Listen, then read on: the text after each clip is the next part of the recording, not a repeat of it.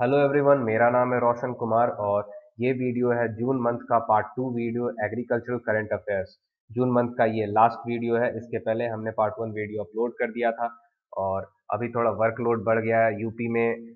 आपको पता होगा लोन वेवर के लिए अभी यूपी गवर्नमेंट का पोर्टल आया, उस पर सारे किसानों ने जिन्होंने अपने लोन वापस नहीं किए उनके डिटेल्स फीड करने हैं, तो सारे एग्रीकल्चरल फील्ड ऑफिसर्स के ऊपर काफ़ी वर्कलोड हो गया है और इस वजह से टाइम कम मिल पाता है और इसलिए वीडियो लाने में मुझे थोड़ा टाइम लग गया। इसके बाद मैं जुलाई का agricultural current affair video upload कर दूंगा नाबार्ड के एग्जाम से पहले, ताकि आपको नाबार्ड के एग्जाम में हेल्प मिल जाए एग्रीकल्चरल करंट अफेयर पोर्शन के लिए। हमारे वीडियोस आप देखते रहिए एएफओ के प्रिपरेशन के लिए, नाबार्ड के प्रिपरेशन के लिए या फिर किसी भी एग्रीकल्चरल कॉम्पिटिटिव एग्जाम के प्रिपरेशन के लिए। यूट्यूब के चैनल को सब्सक्राइब कीजिए, फेसबुक के पेज को लाइक कीजिए और व्हाट्सएप पर आप हमें मैसेज कर सकते हैं।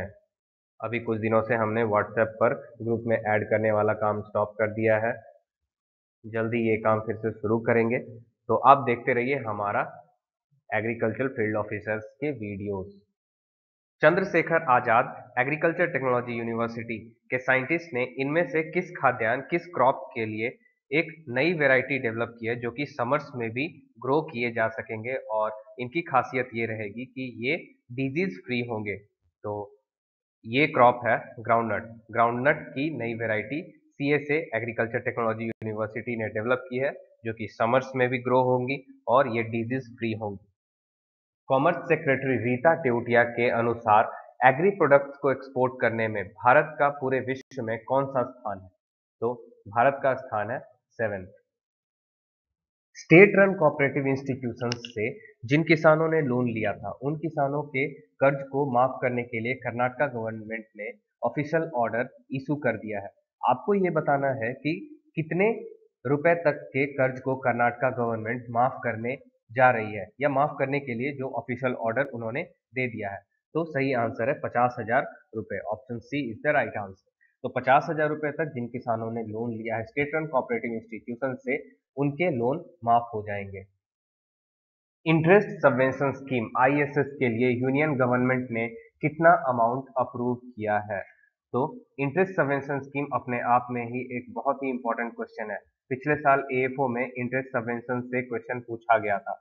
इंटरेस्ट सबवेंशन आपको पता होगा, जो भी किसान लोन लेते हैं और अगर वो टाइम पर अपना लोन वापस कर देते हैं इंटरेस्ट के साथ तो उनको इंटरेस्ट में छूट दी जाती है, तो उसी को इंटरेस्ट सबवेंशन कहते हैं। तो इस साल जो इंटरेस्ट सबवेंशन के लिए जो अमाउंट अप्रूव किया गया है वो है 20,340 करोड़ रुपए यूनियन गवर्नमेंट के द्वारा। तो इसको आप डिटेल से पढ़ लेंगे इंटरेस्ट सबवेंशन स्कीम को, क्योंकि इससे रिलेटेड क्वेश्चंस आने के बहुत ज्यादा चांसेस रहते हैं एग्जाम में। FSSAI food safety and standards authority of India ने इनमें से किसके लिए नए रूल्स बनाए हैं, नए ड्राफ्ट रेगुलेशंस इशू किए हैं? तो ऑर्गेनिक फूड्स के लिए नए ड्राफ्ट रेगुलेशंस इशू किए गए हैं। एफएसएसएआई, इसके जो चेयरमैन है वो है आशीष बहुगुणा। इनमें से किस एग्रीकल्चरल माइक्रोबायोलॉजिस्ट को 2017 का मिनिस्ट्री ऑफ एनवायरमेंट अवार्ड दिया गया जो कि जापान में हुआ था? तो सही आंसर है श्री हरिचंद्र घाटगी। माइक्रोबायोलॉजिस्ट वो होते हैं जो माइक्रो ऑर्गेनिजम्स के ऊपर काम करते हैं, उनका स्टडी करते हैं, उन पर रिसर्च करते हैं और ये सारे माइक्रोबायोलॉजिस्ट एग्रीकल्चरल माइक्रोबायोलॉजिस्ट हैं।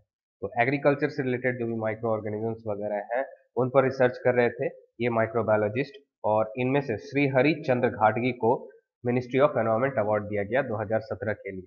श्री हरि चंद्र घाटगी ये इको साइकिल कॉरपोरेशन के प्रेसिडेंट एंड सीईओ है और ये कर्नाटका से संबंधित है। नाबार्ड का एडमिट कार्ड आ चुका है। अगस्त में 5 और 6 तारीख को नाबार्ड का एग्जाम है ग्रेड ए और ग्रेड बी के लिए। और हमने देखा है कि जब से नाबार्ड का नोटिफिकेशन आया है तब से हमारे चैनल के व्यूज, हमारे वीडियोस के जो भी व्यूज हैं वो काफी बढ़ गए हैं। तो उम्मीद है कि हमारे वीडियोस आपको नाबार्ड के एग्जाम के प्रिपरेशन के लिए हेल्प कर रहे होंगे। आप हमारे वीडियोस ऐसे ही देखते रहिए, हमें ऐसे ही सपोर्ट करते रहिए। यूट्यूब के चैनल को सब्सक्राइब कीजिए, एग्रीकल्चर फील्ड ऑफिसर आईबीपीएस हमारे यूट्यूब के चैनल का नाम है। फेसबुक के पेज को लाइक कीजिए और व्हाट्सएप पर आप हमें डिस्कशन ग्रुप से जुड़ने के लिए मैसेज कर सकते हैं। चलिए कंटिन्यू करते हैं हमारा ये वीडियो एग्रीकल्चरल करंट अफेयर का। बायोटेक्नोलॉजी से संबंधित जो भी नए उद्योग लगाए जा रहे हैं या फिर बायोटेक्नोलॉजी के फील्ड में जो भी नए स्टार्टअप्स हैं उनके लिए अटल इंक्यूबेशन सेंटर लगाए जाएंगे, और ये लगाए जाएंगे CSIR centre for cellular and molecular biology में। तो ये CSIR centre for cellular and molecular biology ये कहाँ पर है, जहाँ पर ये अटल इंक्यूबेशन सेंटर लगाए जाएंगे, आपको ये बताना है। तो ये सेंटर्स लगाए जाएंगे हैदराबाद कैंपस में।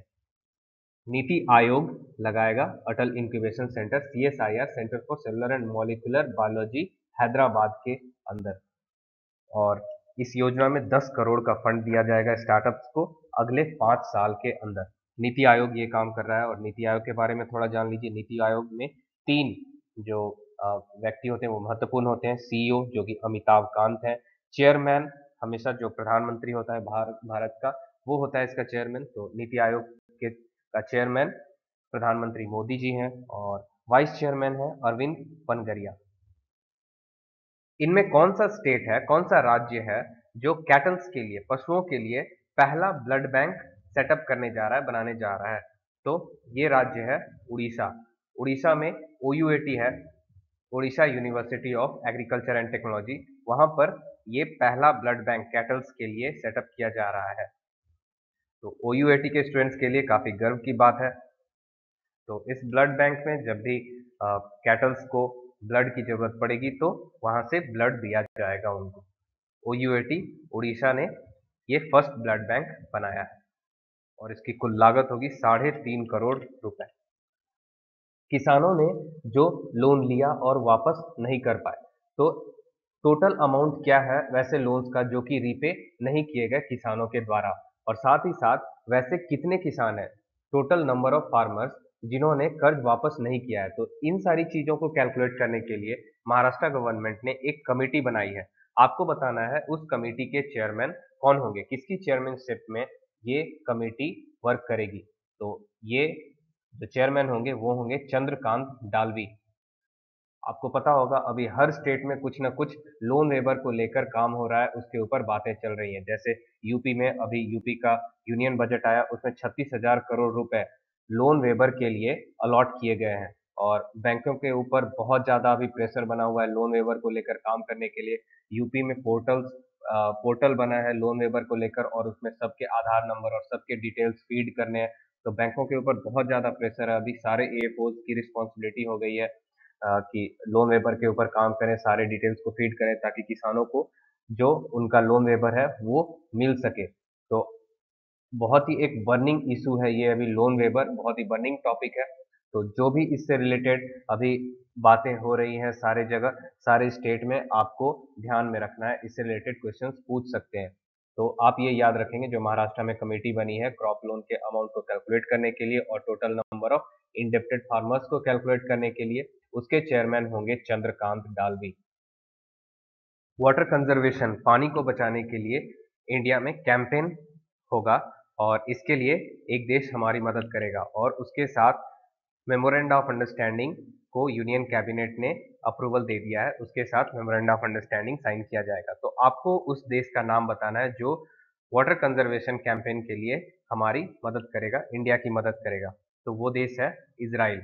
इजराइल इसराइल और भारत के रिश्ते काफी मजबूत हैं, और इसराइल इंडिया के 3 सबसे बेस्ट फ्रेंड्स में आता है, जापान, रसिया और तीसरा है इसराइल।